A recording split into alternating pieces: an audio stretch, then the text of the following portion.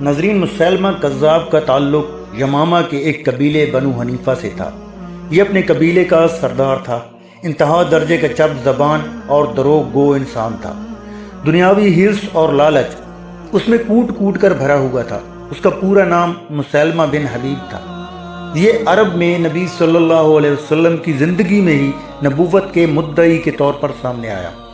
مسلمہ نے نبی علیہ السلام کو مکتوب بھی لکھا اور اپنی نبوت میں شریک کرنے کو کہا، جسے آپ صلی اللہ علیہ وسلم نے یکسر مسترد کر دیا اور اس سے کذاب ثابت کیا۔ لیکن نبی صلی اللہ علیہ وسلم کی وفات کے بعد اس کا فتنہ تیزی سے پھیلنے لگا۔ اس کے قبیلے یعنی بنو حنیفہ کے لوگ دنیاوی لالچ اور نام کی ہوس اور منافقت کی وجہ سے اس لیے اس کا ساتھ دینے لگے تاکہ ان کے قبیلے کا نام اونچا ہو اور عرب قبائل میں انہیں فضیلت حاصل ہو۔ اس نے اپنا مال و دولت بے دریغ خرچ کر کے لوگوں کو اپنے ساتھ شامل کر لیا اور اس زور و شور سے اس عمل میں مصروف رہا کہ اس کا 40,000 کا لشکر یمامہ کی وادیوں میں پھیل گیا۔ ناظرین، اس نے باقاعدہ خلافت کو چیلنج کیا اور بغاوت پر اتر آیا اور اپنی نبوت نہ ماننے والوں کو قتل کرنا شروع کر دیا۔ چنانچہ خلیفہ اول ابو بکر صدیق رضی اللہ عنہ نے اس کی سرکوبی کو ناگزیر جانا اور اس کے خاتمے کے لیے لشکر روانہ کیا۔ ادھر سجاہ بنت حارث، جو کہ قبیلہ تغلب کے سردار حارث کی بیٹی تھی۔ ناظرین، آگے بڑھنے سے پہلے تھوڑی سی وضاحت کرتا چلوں کہ بعض روایات میں آیا ہے کہ سجاہ کا اصل قبیلہ بنو تمیم تھا، جو کہ اس کے باپ کا قبیلہ تھا، اور تغلب قبیلہ اس کی ماں کی طرف سے تھا، اس لیے اس سے سجاہ تمیمی بھی کہتے ہیں۔ الغرض سجاہ بنت حارث اپنے والد کی اکلوتی اولاد تھی۔ اس کے والد نے تیر اور تلوار زنی کے اسے خاصے گر سکھا رکھے تھے، اس لیے وہ ان چیزوں میں ماہر ہونے کے ساتھ ساتھ کچھ شعبدے وغیرہ بھی دکھانا جانتی تھی، کیونکہ ان سب چیزوں کے ساتھ ساتھ وہ ایک کاہنہ بھی تھی۔ وہ شکل و صورت سے خاصی حسین تھی۔ اس نے جب مسلمہ کے بارے میں سنا کہ اس کا فتنہ کافی زور پکڑ گیا ہے اور اس کے بہت سارے پیروکار بن گئے ہیں، تو اس کے دل میں یہ خواہش ابھری کہ مجھے بھی اپنی قابلیتوں سے کام لیتے ہوئے کسی بڑے مرتبے تک پہنچنا چاہیے۔ چنانچہ اس نے بھی نبوت کا دعویٰ کر دیا۔ اس کے قبیلے والوں نے بھی اس کے سامنے لبیک کہا اور اکثریت اسلام سے پھر گئی۔ بنی تغلب والوں کے سردار، جو کہ زیادہ تر عیسائی مذہب پر تھے، فوراً اپنا مذہب چھوڑ کر سجاہ کا کلمہ پڑھنے لگے اور یوں اس کا بھی ایک بڑا لشکر فتنہ انگیزی کے لیے تیار ہو گیا۔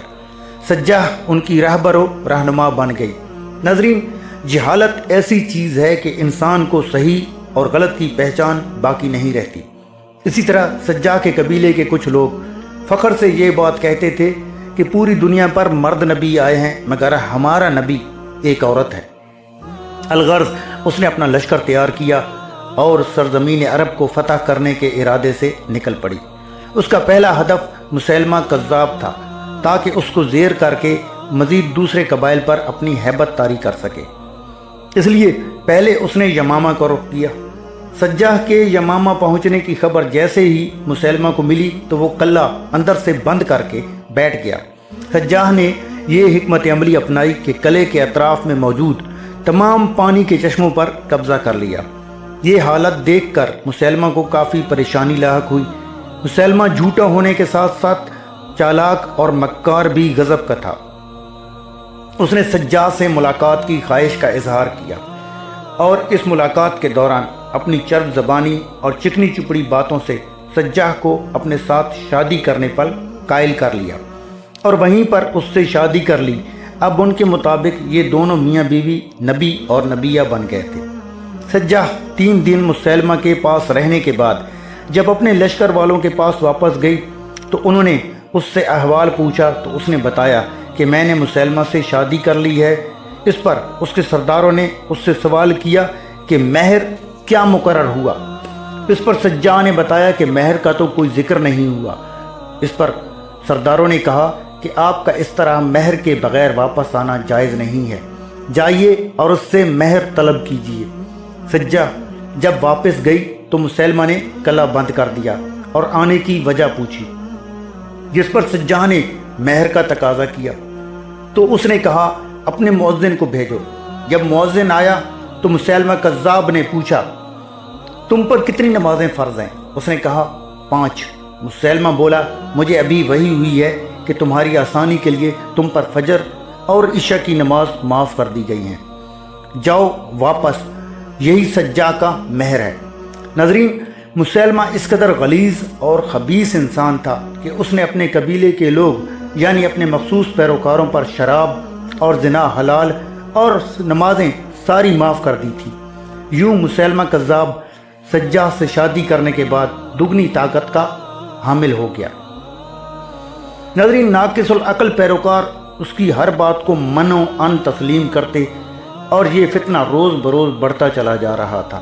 چنانچہ خلیفہ اول ابو بکر صدیق رضی اللہ عنہ نے اکرمہ بن ابو جہل کو اس کی سرکوبی کے لیے یمامہ روانہ کیا اور اکرمہ کی مدد کے لیے شرجیل کو بھی پیچھے روانہ کیا، مگر شرجیل کے پہنچنے سے پہلے ہی اکرمہ نے لڑائی کا آغاز کر دیا، لیکن انہیں شکست ہوئی۔ اس عرصے میں شرجیل بھی مدد کو آ پہنچے، لیکن دشمن کی قوت بہت بڑھ چکی تھی۔ مسلمہ کی نبوت کی تائید بنی حنیفہ نے بھی کی، اس وقت ان کا بہت زور تھا۔ شرجیل نے پہنچتے ہی مقابلہ شروع کر دیا، لیکن وہ بھی کامیابی سے ہمکنار نہ ہو سکے۔ اس عرصے میں خالد بن ولید رضی اللہ عنہ دیگر مرتدین سے نمٹ چکے تھے۔ ابو بکر صدیق رضی اللہ عنہ نے انہیں حکم دیا کہ وہ بھی اکرمہ اور شرجیل کی مدد کے لیے یمامہ کا رخ کریں۔ چنانچہ خالد بن ولید رضی اللہ عنہ اپنا لشکر لے کر یمامہ کی طرف نکل پڑے۔ مسیلمہ بھی خالد بن ولید رضی اللہ عنہ کی روانگی کی اطلاع سن کر جنگ کی تیاریوں میں مصروف ہو گیا اور یمامہ سے باہر آ کر صف آرائی کی۔ مسلمانوں کے لشکر کی تعداد 13,000 تھی۔ فریقین میں نہایت سخت مقابلہ ہوا۔ اسلامی لشکر نے اس درجہ دلیری سے مقابلہ کیا کہ بنو حنیفہ بدحواس ہو کر بھاگ نکلے اور مسلمہ کے باقی آدمی ایک ایک کر کے خالد بن ولید رضی اللہ عنہ کی فوج کا نشانہ بنتے چلے گئے۔ جب مسلمہ نے لڑائی کی یہ صورتحال دیکھی تو اپنے فوجیوں کے ساتھ جان بچا کر بھاگ نکلا اور میدان جنگ سے کچھ دور جا کر ایک باغ میں پناہ لی، لیکن مسلمانوں کو تو اس فتنے کو جڑ سے اکھاڑ پھینکنا تھا، اس لیے خالد رضی اللہ عنہ نے باغ کا محاصرہ کر لیا۔ باغ کی دیوار اتنی اونچی تھی کہ اس کو کوئی پار نہیں کر سکتا تھا۔ اس وقت ایک صحابی زید بن قیس رضی اللہ عنہ نے خالد بن ولید رضی اللہ عنہ سے کہا کہ میں یہ دیوار پار کر کے آپ کے لیے دروازے کو کھول دوں گا اگر آپ میرے لیے ایک اونچی سیڑھی تیار کرا دیں۔ خالد رضی اللہ عنہ راضی ہو گئے۔ اگلے دن زید بن قیس رضی اللہ عنہ سیڑھی کے ساتھ باغ میں اتر گئے۔ مسیلمہ کی نظر ان پر پڑی تو اپنے فوجیوں کو حکم دیا کہ اسے قتل کر دو۔ تب اس کے فوجیوں نے زید رضی اللہ عنہ پر حملہ کر دیا۔ لڑائی میں زید کا کندھا کٹ گیا، مگر پھر بھی انہوں نے دروازے کو کھول لیا۔ ادھر مسلمان صف بندی کر چکے تھے۔ مسلمان اندر داخل ہونا شروع ہو گئے اور ایک دفعہ پھر گھمسان کی جنگ شروع ہو گئی۔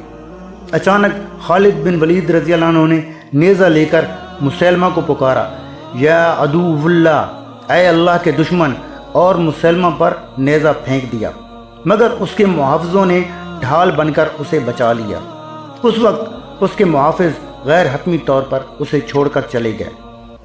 پھر اسے حمزہ رضی اللہ عنہ کے قاتل وحشی بن حرب جو مسلمان ہو چکے تھے، اس نے ایسا نیزہ مارا کہ مسیلمہ کذاب وہیں پر ڈھیر ہو گیا۔ اس طرح وحشی بن حرب نے حمزہ رضی اللہ عنہ کو شہید کرنے کا کفارہ ادا کیا۔ مسیلمہ کے لشکر کے آدھے لوگ مارے گئے۔ تقریباً یمامہ کے ہر گھر میں صف ماتم بچھ گئی۔ جنگ کے خاتمے کے بعد خالد بن ولید رضی اللہ عنہ نے اہل یمامہ سے صلح کر لی۔ یہ جنگ یمامہ کے نام سے جانی جاتی ہے۔ مسیلمہ کذاب اور دیگر جھوٹے مدعیان نبوت کے خاتمے سے اسلامی سلطنت ایک بہت بڑے خطرے سے محفوظ ہو گئی، جس میں اہم کردار ابو بکر صدیق رضی اللہ عنہ کا ہے، جنہوں نے دینی اور سیاسی بصیرت سے کام لے کر اسلام کو انتشار سے بچانے کے لیے یہ اہم کارنامہ انجام دیا۔ ناظرین، جہاں تک سجاح کی بات ہے تو روایات میں ہے کہ وہ بعد میں توبہ طائب ہو گئی تھی اور اپنی زندگی کے آخری ایام تک کوفہ میں ایک راسخ العقیدہ مسلمان بن کر رہی اور اسی حالت میں وفات پائی۔ ناظرین، اگر ویڈیو پسند آئی ہو تو لائک اور شیئر ضرور کریں۔ اور ہمارے چینل کو سبسکرائب کرنا مت بھولیے گا۔ اگلی ویڈیو تک اجازت دیجیے، اللہ حافظ۔